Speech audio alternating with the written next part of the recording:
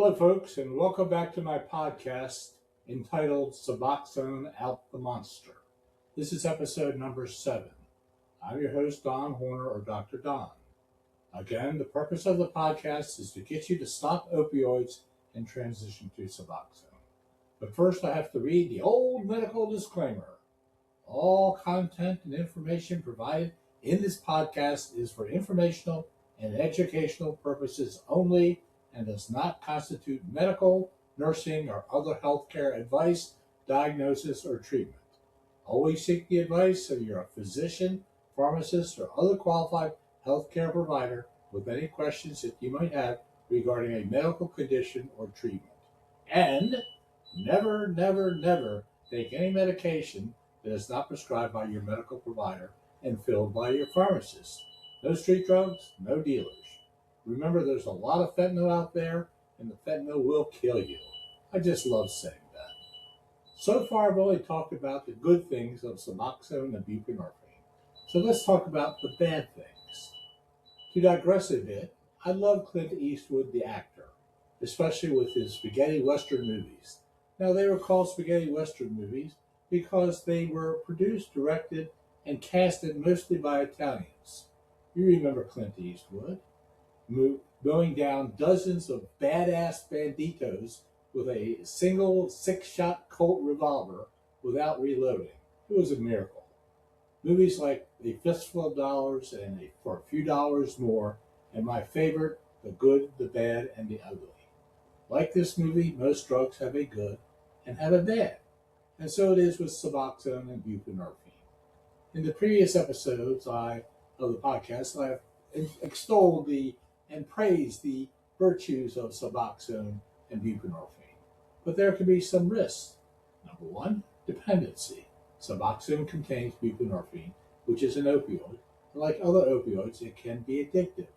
Now, buprenorphine is a Schedule III opioid and therefore less addictive than the more addictive Schedule II opioids such as oxycodone, oxymorphone, methadone, and fentanyl. Even so, Suboxone can lead to physical dependence, which can make it difficult and challenging to stop Suboxone. Side effects include constipation, nausea and vomiting, dizziness, sweating, and fatigue. Overdose, while Suboxone is a safe alternative to other opioids, it can still possible to overdose on Suboxone, especially when taken with other medications that depress the central nervous system, such as benzodiazepines, which include Xanax, Klonopin, Valium, Ativan, just to name a few. They just make you sleepy. Cost.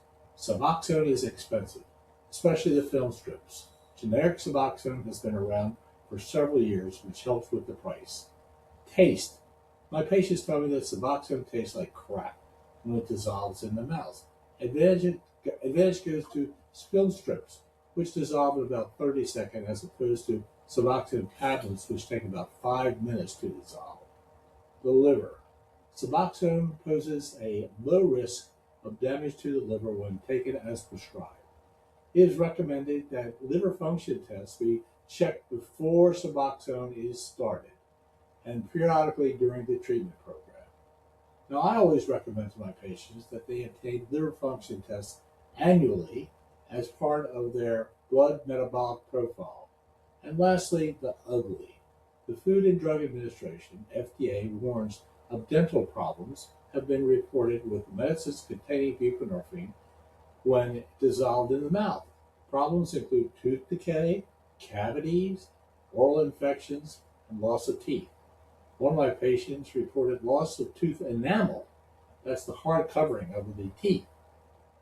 To reduce the risk of dental problems, after the medication is completely dissolved, rinse the mouth with a large amount of water and swallow.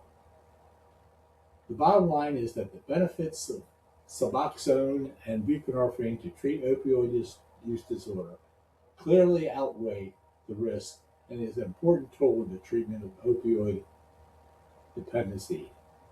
In the next segment, I will interview another guest who has made the journey from opioids to Suboxone. In the words of the Nike commercial, the ones who make sporting good equipment and shoes, just do it. Just do it. Thank you. 1. Hello, ladies and gentlemen, and let me introduce my next guest, Kelly. Kelly's been my patient for a long time. She's a wonderful woman and has a wonderful family. Kelly, how are you today? I'm doing well. How are you? Good. A little bit hot out there today. A little bit. I know. Kelly, the purpose of the podcast is to convince people to get off of opioids and onto Suboxone. Kelly, Yes. How old are you? How old are you now? I'm 43. 43. How old were you when you first started opioids? I was 26. 26. Now, when you first started, was it for recreation, or was it because of an injury or surgery, or what was it? What was the circumstances? It was surgery. Surgery. What kind of surgery was it? Well, I had endometriosis, which took them a while to diagnose. Mm-hmm. And while they were diagnosing it, they just kept prescribing pain medication. And then I had to have an oophorectomy and then a total hysterectomy. Got it. And it snowballed. Yeah. Endometriosis, I'm a retired gynecologist, okay? Endometriosis is incredibly painful. You know. Yes, it is. I wouldn't wish it on anybody. No. What did they put you on when they were treating the endometriosis? Well, they started out with, hydrocodone, Mm-hmm. and then upped it to oxycodone, Mm-hmm. and would rotate between those mainly. Got it. And then once you had surgery, was it the same oxycodone prescription? Yeah, for a while, and then when they finally recovered from the hysterectomy, and there was no more endometriosis, and they cut everything off. I had been on it for so long at that point. It was awful. Awful. One of my patients said it's dope sick. Yeah, exactly. Dope sick. So it's exactly what it is. So you because you were addicted, you needed to get medication. And what happened? How did you get to medication? Usually through a dealer or somebody selling their medication or medication they got from somebody else. So, right. Were you working at that time? For a little while, like on and off in between. It was a pretty long period. So, you mean talk about years? You think? Oh yeah, definitely years. Years. Oh wow. Well, it doesn't take very much exposure to opioids for addiction to occur. We know that, and if you take a look at it, you'll go, oh my God, even if you take it for like 10 days, there's a risk of addiction. So it's scary. Oh, absolutely. Right. So how long have you been on Suboxone now? I have been on it for, oh Lord, probably about 10 years. 10 years. And you've been my patient for about that long, haven't you? Yeah. Good. And you have children. I have 3. 3. That's wonderful. Congratulations. And how's your life now? It is much, much better. I call it calm. When you're in addiction, everything is so chaotic and so wrapped up around your addiction and getting your drug and using your drug, and it's just chaos. And now none of that exists. It's just Kelly, normal everyday life. Did you break any laws or steal any medications or anything like that when you were searching for meds? No, I never did. My ex did. And actually spent time in prison for that. But he he was an addict, a whole different type. He was addicted to cocaine, Okay. and it wasn't a good situation all around, basically. I'm sorry. Where's your ex now? Um, he has passed away from an overdose. Oh, God Almighty! I'm so sorry, Kelly. My goodness. Uh, and I'm sure as bad as it was, I'm sure you still miss him. So Oh, absolutely. It wasn't a situation where we didn't love each other. It was a situation where we just weren't good for each other. got it, got it. And you had 3 children together. Yep. Now, if I'm not mistaken, you have one in college. You Yes. have one in high school. Yep. And where's the third? The third one, she is married and living in Kannapolis. Great. Okay. Grandchildren? Not yet. Not yet.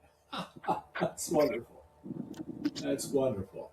Now, your conversion to Suboxone, was it difficult? Was it easy? Was it somewhere in between? What was it? No, it was really easy.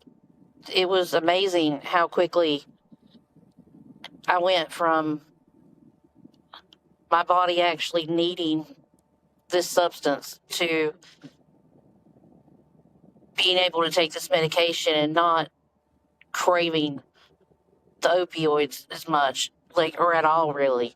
It just was a complete 180. That's wonderful. That's wonderful. So I know that you are very active in the bands that your children were in, okay, and helping with the structure of the bands. Is that correct?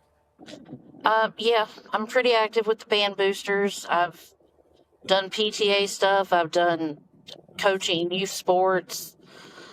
I've kind of done a little bit of all of it. That's just terrific. That's just terrific. Kelly, what advice would you give to people on opioids? Would you tell them to convert to Suboxone? To what was it that made you convert to Suboxone?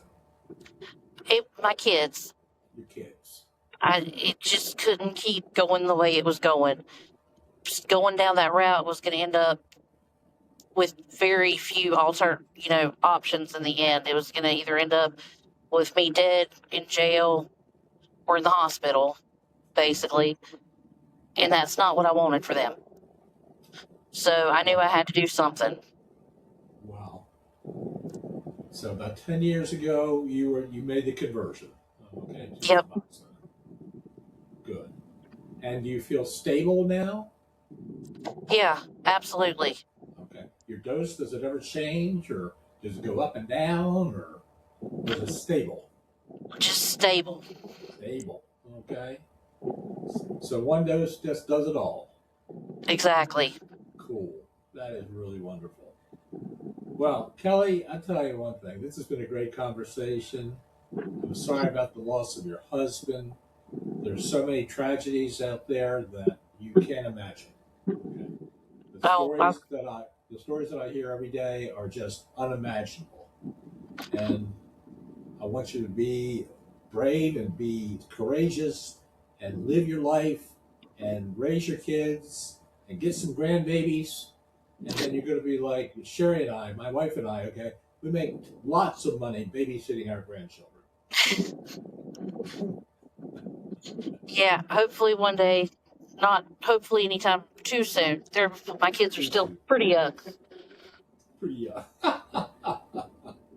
Well, kids are different these days. I always say that my generation, I'm in my 70s, okay, we did everything in the same order. Everybody did it. We all went to school, we all got a job, we all got married, and we all made babies. Everybody did that. People don't do that anymore. Okay? Because maybe they're smarter. Maybe they're smarter than we were. I don't know. I think it's a good thing. I think some people became parents because that was what was expected of them when they didn't need to be parents. Exactly. You're right. And I think them having the choice of going, I don't want to go that route is a good thing. Well, Kelly, thank you so much for joining in the interview. Okay. And I hope that we at least get one person to convert from opioids to Suboxone. I ain't making a nickel doing this, but this is God's work, Kelly. This is God's work. Absolutely. Okay. And this is what we have to do. We have to pay it forward. Absolutely. Anything else you want to tell me before you leave? Nope, I think that's it. Just God bless if you. it's not Suboxone, do whatever you need to do to change direction. If you're out there on whatever it is, whether it's opioids or anything, reach out to somebody, get the help. Get the help.